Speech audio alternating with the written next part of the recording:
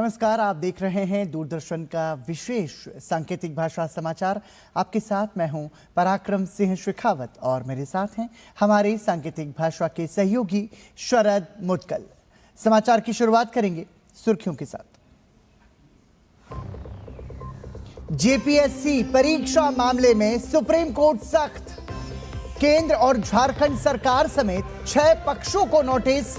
याचिकाकर्ता ने परीक्षा रद्द करने और सीबीआई जांच की मांग की। परीक्षा रिकॉर्ड सुरक्षित रखने और ओएमआर और रिजल्ट प्रक्रिया के ऑडिट की भी मांग। मनुस्मृति विवाद में भाजपा कांग्रेस आमने सामने। मनुस्मृति बयान पर रायबरेली में राहुल गांधी पर बरसे मुख्यमंत्री योगी। कहा, संविधान की शपथ लेने वाले लोग विरासत को कोसना बंद करें।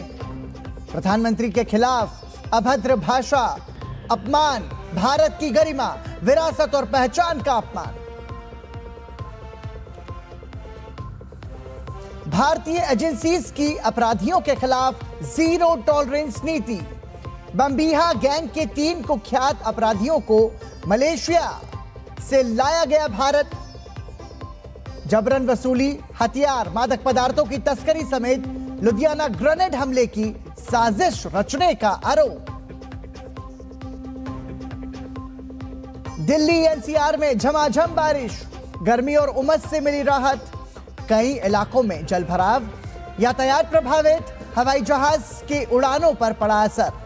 2 अंतर्राष्ट्रीय सहित कुल 14 उड़ानें की गई डाइवर्ट। और बिहार में डिजिटल एजुकेशन की नई पहल, विद्या साथी की शुरुआत। मुख्यमंत्री सम्राट चौधरी ने लॉन्च किया प्लेटफॉर्म। बिहार के 700 स्कूलों में नई सुविधा, 24 घंटे पढ़ाई की व्यवस्था।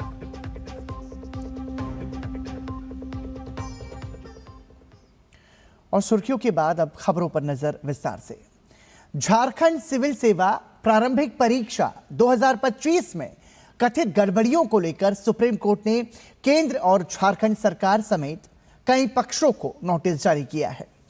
सामाजिक कार्यकर्ता हरिशरण देवगन की याचिका पर सुनवाई करते हुए शीर्ष अदालत ने जेपीएससी, झारखंड एसएससी, सीबीआई और डीजीपी सीआईडी से जवाब मांगा है। याचिका में 19 अप्रैल को आयोजित जेपीएससी प्रारंभिक परीक्षा को रद्द करने और दोबारा परीक्षा कराने की मांग की गई है।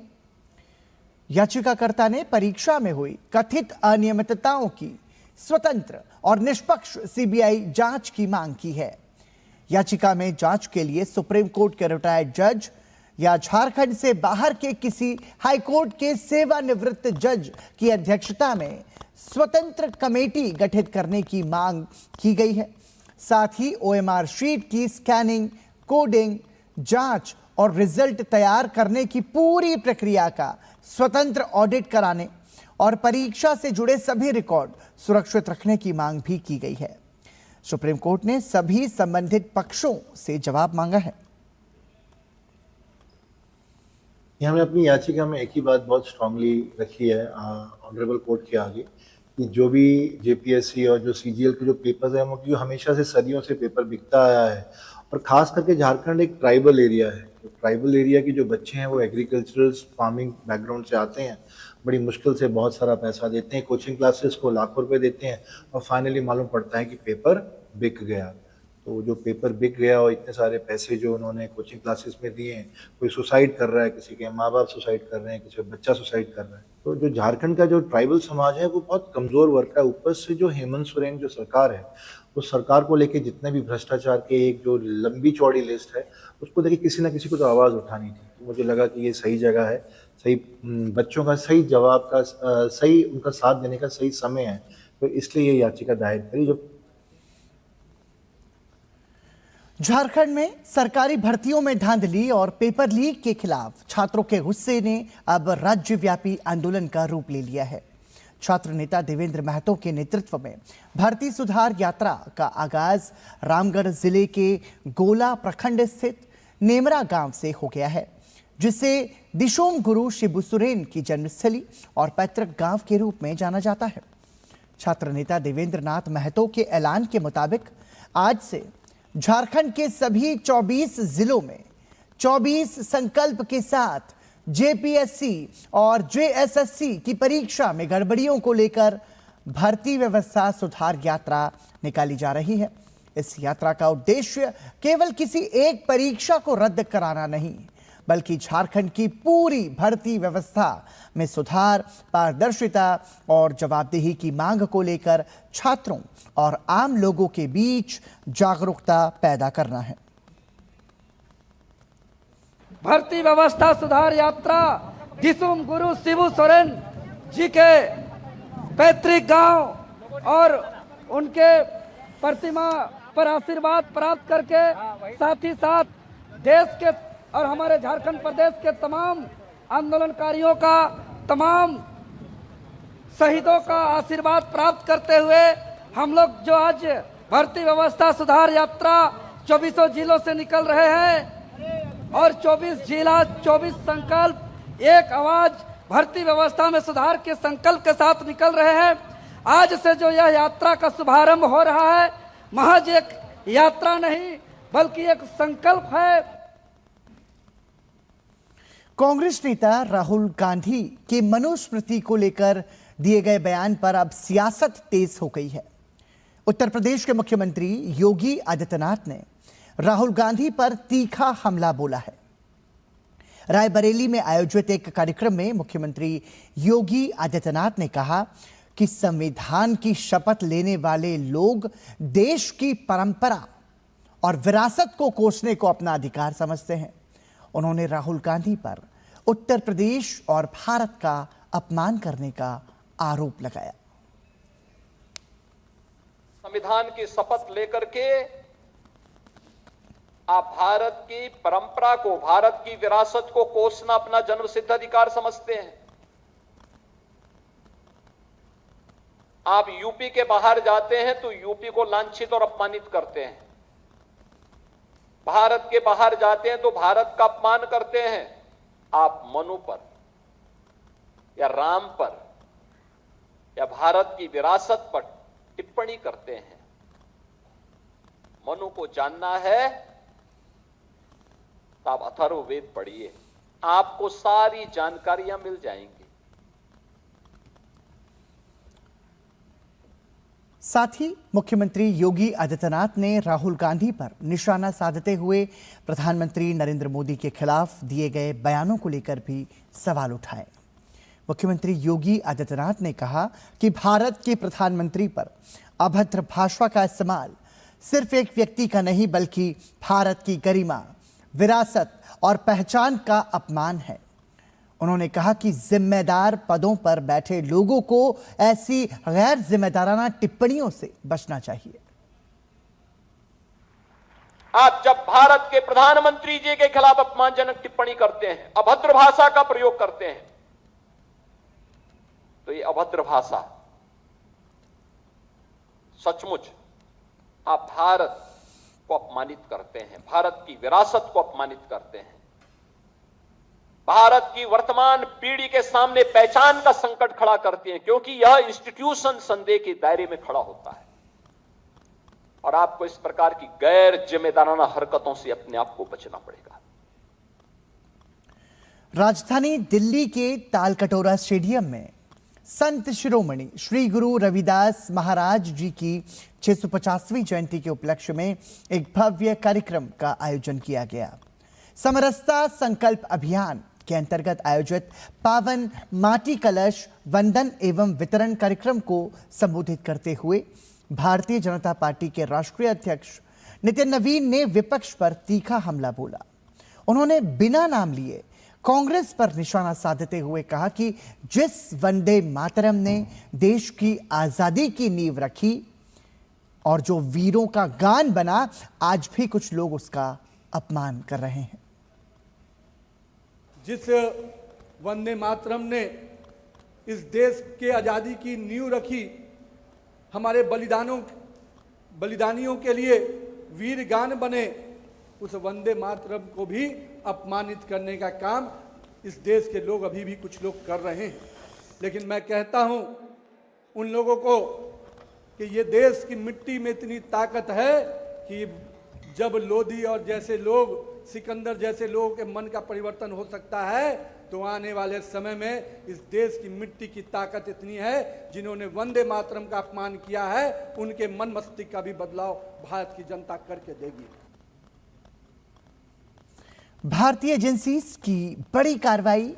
विदेश भागे बम्बिहा गैंग के 3 कुख्यात अपराधियों को मलेशिया से भारत लाया गया है। ये फरार अपराधी जसप्रीत सिंह, अजय सिंह और पवनदीप सिंह बम्बिहा गैंग से जुड़े हैं। गृह मंत्रालय कार्यालय ने सोशल मीडिया पोस्ट में बताया कि तीनों गैंगस्टर्स को भारत लाकर पुलिस हिरासत में भेज दिया गया है। इन अपराधियों पर सीमा पार हथियारों और नशीले पदार्थों की तस्करी समेत लुधियाना ग्रेनेड हमले की साजिश रचने का आरोप है। गृह मंत्रालय ने कहा कि प्रधानमंत्री नरेंद्र मोदी के सुरक्षित भारत विजन के तहत हमारी एजेंसीज ने अकेले 2026 में 51 कुख्यात अपराधियों को विदेशों से वापस भारत लाने में मदद की है। बिहार के स्कूली बच्चों के लिए डिजिटल पढ़ाई की दिशा में एक बड़ा कदम उठाया गया है। मुख्यमंत्री सम्राट चौधरी ने बिहार विद्या साथी नाम के 1-to-1 इंटरैक्टिव डिजिटल प्लेटफॉर्म की शुरुआत की है। इस प्लेटफॉर्म के जरिए विद्यार्थियों को पढ़ाई से जुड़े सवालों के जवाब, विषयवार मार्गदर्शन और डिजिटल सहायता 24 घंटे उपलब्ध होगी। फिलहाल 700 सरस्वती विद्या निकेतन मॉडल विद्यालयों के छात्रों को इस सुविधा से जोड़ा गया है। मुख्यमंत्री ने कहा कि आने वाले समय में इसका विस्तार राज्य के दूसरे विद्यालयों तक भी किया जाएगा। खास बात यह है कि बिहार विद्या साथी के जरिए छात्र नीट, JEE और दूसरी प्रतियोगी परीक्षाओं की तैयारी में भी मदद ले सकेंगे। यानी स्कूल की पढ़ाई से लेकर प्रतियोगी परीक्षाओं की तैयारी तक छात्रों को एक ही डिजिटल प्लेटफॉर्म पर मार्गदर्शन देने की कोशिश की गई है। कार्यक्रम में उप मुख्यमंत्री विजय कुमार चौधरी, विजेंद्र प्रसाद यादव, शिक्षा मंत्री मिथिलेश तिवारी समेत शिक्षा विभाग के कई वरिष्ठ अधिकारी मौजूद रहे। दिल्ली के कई हिस्सों में सोमवार को भारी बारिश हुई, जिससे कई इलाकों में जल भराव हो गया। वहीं तेज बारिश के कारण यातायात भी प्रभावित हुआ है। मौसम विभाग ने रेड और ऑरेंज अलर्ट जारी करते हुए अगले कुछ घंटों में बादलों की गरज और बिजली की चमक के साथ तेज से मध्यम बारिश और 40 किलोमीटर प्रति घंटे की रफ्तार से हवाएं चलने का पूर्वानुमान जताया है। दिल्ली NCR में लगातार हो रही मूसलाधार बारिश ने आम जनजीवन के साथ साथ हवाई यातायात की रफ्तार पर भी ब्रेक लगा दिया है। खराब मौसम और कम दृश्यता के कारण दिल्ली के इंदिरा गांधी अंतर्राष्ट्रीय हवाई अड्डे पर उड़ान सेवाएं बुरी तरह प्रभावित हुई हैं। हालात यह हैं कि एयरपोर्ट पर उतरने वाली 14 उड़ानों को रूट डाइवर्ट कर नज़दीकी शहरों की ओर भेजना पड़ा। इनमें 12 घरेलू उड़ानों के साथ साथ 2 अंतर्राष्ट्रीय उड़ानें भी शामिल हैं। दिल्ली आने वाली उड़ानों में 11 को जयपुर, 2 को चंडीगढ़ और 1 को लखनऊ डाइवर्ट किया गया। एयरपोर्ट अथॉरिटी और एयरलाइंस कंपनीज ने यात्रियों से अपील की है कि वो घर से निकलने से पहले अपनी संबंधित उड़ानों की स्थिति अवश्य जांच लें, ताकि उन्हें एयरपोर्ट पर किसी भी तरह की परेशानी का सामना न करना पड़े। मौसम विभाग की माने तो अगले कुछ घंटों तक बारिश का यह सिलसिला जारी रह सकता है, जिससे उड़ानों के संचालन में और देरी होने की संभावना है। और इसी के साथ यहाँ रुक रहे हैं एक छोटे से ब्रेक के लिए। आप बने रहिए हमारे साथ। भाजपा ने कर्नाटक सरकार में मंत्री बी नागेंद्र के इस्तीफे की मांग को लेकर कांग्रेस सरकार के खिलाफ प्रदर्शन किया। भाजपा विधायक अश्वत्थ नारायण ने सिद्धरमैया कैबिनेट में मंत्री रहे बी नागेंद्र को दोबारा मंत्री बनाए जाने पर सवाल उठाए हैं। अश्वत्थ नारायण ने कांग्रेस पर कानून और संविधान का सम्मान नहीं करने और दलितों के हितों की अनदेखी करने का आरोप लगाया। भाजपा ने मामले में जवाबदेही तय करने और बी नागेंद्र के इस्तीफे की मांग की है। Minister Nagendra resigned from the cabinet in the then Chief Minister cabinet of Siddaramaiah, and later he was arrested in the year 24 itself. Now in the year 26, he's been charge sheeted by CBI, ED, and now he's been re-inducted as a minister. What kind of stand the Congress party has been taken? It doesn't respect the law of the land, it doesn't respect the constitution, it doesn't respect the Dalits' money. हाल ही में भाजपा के राष्ट्रीय अध्यक्ष नितिन नवीन ने अपनी नई team की घोषणा की थी, जिसमें एक नाम बिहार के शिवेश कुमार राम का भी था। शिवेश कुमार को अनुसूचित जाति मोर्चा के राष्ट्रीय अध्यक्ष की जिम्मेदारी सौंपी गई। दिल्ली में उन्होंने अपना पदभार ग्रहण किया। पदभार ग्रहण के बाद शिवेश कुमार ने राष्ट्रीय अध्यक्ष नितिन नवीन का आभार व्यक्त करते हुए कहा कि मुझे पद नहीं बल्कि दायित्व मिला है। अनुसूचित जाति वर्ग को साथ लाने के सवाल पर उन्होंने कहा कि मेरा लक्ष्य होगा कि भारतीय जनता पार्टी की विचारधारा और प्रधानमंत्री के कार्यों को अपने अनुसूचित जाति वर्ग में पहुंचाऊं और 22 राज्यों में जहां भाजपा है वहां के अनुसूचित जाति वर्ग के लोगों में बाबा भीमराव अंबेडकर के संदेशों को लेकर जाऊं और उन्हें जागरूक करूं। आपको बता दें कि लंबे समय से संगठन में सक्रिय रहे शिवेश कुमार राम बिहार से राज्यसभा सांसद हैं और मूल रूप से बिहार के भोजपुर के रहने वाले हैं। मैं आभार व्यक्त करता हूं अपने राष्ट्रीय अध्यक्ष माननीय नितिन नवीन जी का, कितना बड़ा दायित्व जो अनुसूचित जाति मोर्चे का दिया है। मेरा लक्ष्य होगा कि भारतीय जनता पार्टी की विचारधारा को अपने जो वर्ग हैं उनको पहुंचाऊं, माननीय प्रधानमंत्री जी के किए हुए कार्यों को, और जो देश में 22 हमारे राज्य हैं जो भारतीय जनता पार्टी के हैं, उन राज्यों में अनुसूचित जाति वर्ग के बीच में जाकर अवेयरनेस पैदा करना और सबसे बड़ी बात पूजनीय बाबा भीमराव अंबेडकर जी के संदेशों को लेके जाना। नई दिल्ली के इंडिया हैबिटेट सेंटर में खाद्य प्रसंस्करण उद्योग का 2 दिवसीय प्रधानमंत्री सूक्ष्म खाद्य प्रसंस्करण उद्यम औपचारिकीकरण सम्मेलन का आयोजन किया गया। सम्मेलन का उद्घाटन केंद्रीय खाद्य प्रसंस्करण उद्योग मंत्री चिराग पासवान ने किया।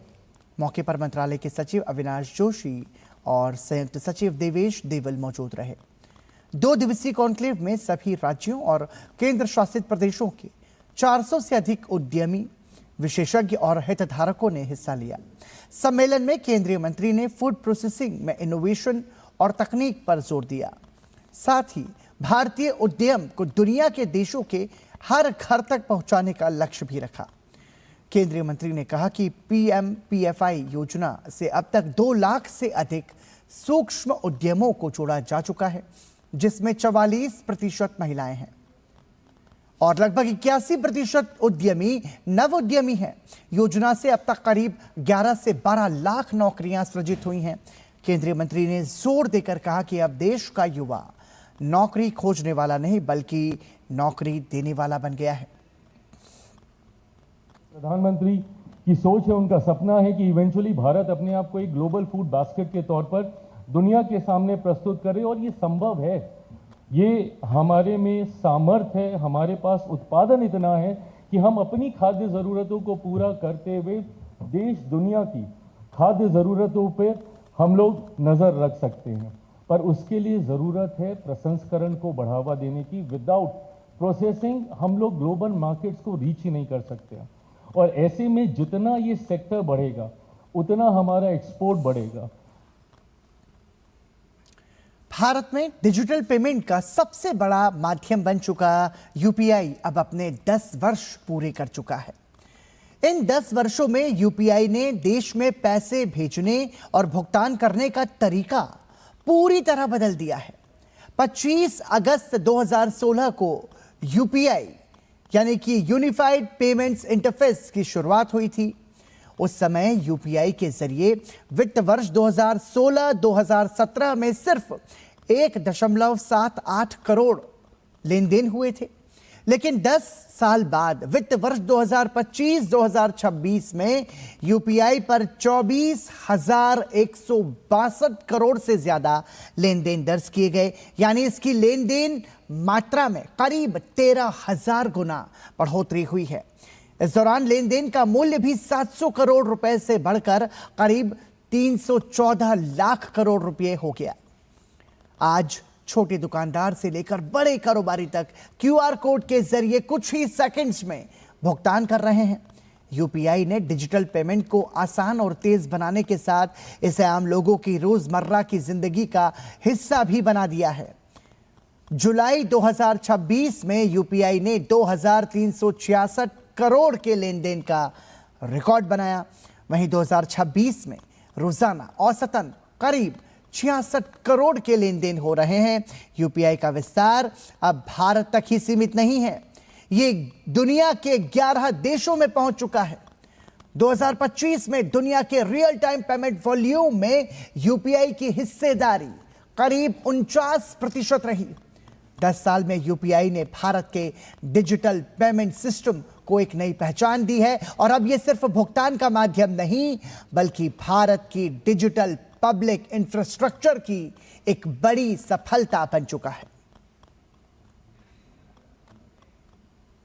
सावन के अंतिम सोमवार के अवसर पर लोकसभा अध्यक्ष ओम बिरला ने कोटा प्रवास के दौरान नीलकंठ महादेव मंदिर पहुंचकर भगवान भोलेनाथ का विधिवत पूजन अर्चन किया। उन्होंने वैदिक मंत्रोच्चार के बीच भगवान शिव का रुद्राभिषेक कर देशवासियों की सुख, शांति और समृद्धि की कामना की। रुद्राभिषेक के दौरान लोकसभा अध्यक्ष ओम बिरला ने राष्ट्र की उन्नति, प्रगति और समृद्धि के लिए प्रार्थना की। उन्होंने जन जन के सुख, कल्याण और देश में शांति और सौहार्द की कामना करते हुए भगवान महादेव का आशीर्वाद लिया और इस अवसर पर लोकसभा अध्यक्ष ने विशेष रूप से कोटा बूंदी क्षेत्र के नागरिकों के सुख, शांति और समृद्धि की कामना की।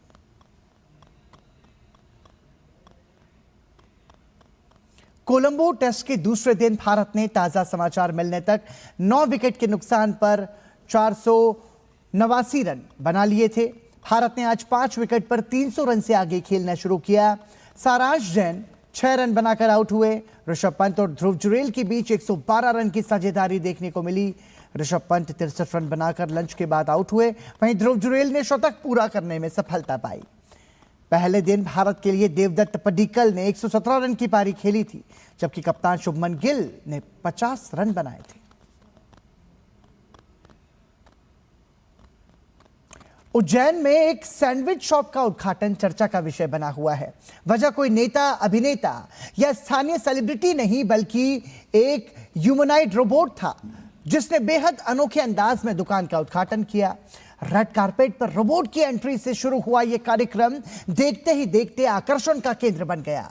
उद्घाटन के दौरान रोबोट ने पूजा अर्चना में हिस्सा लिया, उसे तिलक लगाया गया और आरती भी कराई गई। इसके बाद संगीत की धुन पर रोबोट के डांस ने वहां मौजूद लोगों को खासा उत्साहित कर दिया। यह नजारा दिखाता है कि आर्टिफिशियल इंटेलिजेंस और रोबोटिक्स अब सिर्फ लैब तक ही सीमित नहीं बल्कि हमारे रोजमर्रा के जीवन और कारोबार का हिस्सा भी बन रहे हैं। इसी बीच AGI यानी आर्टिफिशियल जनरल इंटेलिजेंस को लेकर भी दुनिया भर में चर्चा तेज हो गई है। और इसी के साथ समाचार में अभी के लिए इतना ही। मुझे और हमारी सांकेतिक भाषा के सहयोगी शरद मुद्गल को दीजिए अनुमति। नमस्कार।